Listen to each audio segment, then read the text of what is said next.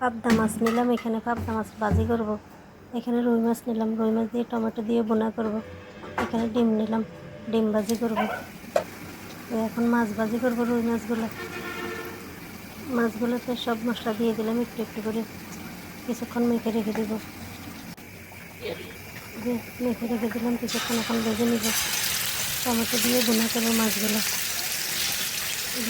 দিয়ে দিলাম। এখন একটু লাল লাল করে ভেজে নিব। গ্যাসের ভাজা হয়ে গেছে, মাছে উল্টিয়ে দিলাম। একটু লাল লাল করে ভেজে নিব। বেশি ভাজবো না, আদা ভাজা করবো। অনেক সুন্দর হয়েছে পিঠটা। মাছ ভাজা হয়ে গেছে, নামিয়ে নিলাম মাছগুলো। অনেক সুন্দর হয়েছে মাছের কালারটা। এখন রান্না বসিয়ে দিবে, যে কড়াই বসিয়ে তেল দিয়ে দিলাম, ওই তেলগুলোই দিয়ে দিলাম অনেকগুলো পেঁয়াজ কুচি। এগুলো একটু বেশি নিব লাল লাল করে। পেঁয়াজ ভাজা হয়ে গেছে, এখন এক এক করে মশলাগুলো দিয়ে দিব। সামান্য একটু পানি দিলাম যাতে মশলাগুলো পোড়া না যায়। এখন সব মশলা দিয়ে দেব। মশলা দেওয়া হয়ে গেছে, এখন মশলাগুলো কষিয়ে পানি দিয়ে দিলাম। পানি একটু মিক্স করে নিলাম। এদিকে ডিমগুলো সিদ্ধ করে নিলাম।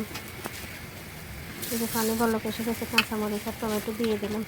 টমেটোগুলো সিদ্ধ করে নেব। এখন সিদ্ধ হওয়া পর্যন্ত জাল করবো। যে টমেটো সিদ্ধ হয়ে গেছে, মাছ দিয়ে দিলাম।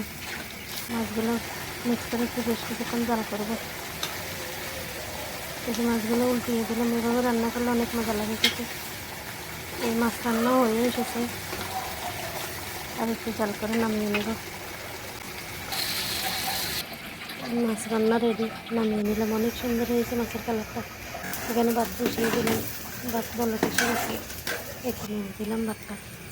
এখন ডিম ভাজি করবো। ফ্রাই প্যান বসিয়ে তেল দিয়ে দিলাম। ডিমগুলোকে একটু লবণ মরিচ হলুদ মেখে ভেজে নেব। ডিম দিয়ে দিলাম। ডিম ভাজা হয়ে গেছে, নামিয়ে নেব। অনেক সুন্দর হয়েছে ডিমের কালারটা। এখন পাবদা মাছগুলো ওই তেলে ভেজে নেব। মশলা মেখে নিলাম, পাবদা মাছগুলোতে দিয়ে দিলাম। পাবদা মাছগুলো একটু লাল লাল করে মশলা করে ভেজে নেব। বেশ একটু হয়ে গেছে, অপরটা উল্টে দিলাম। তার সময় বেশি লাগে না।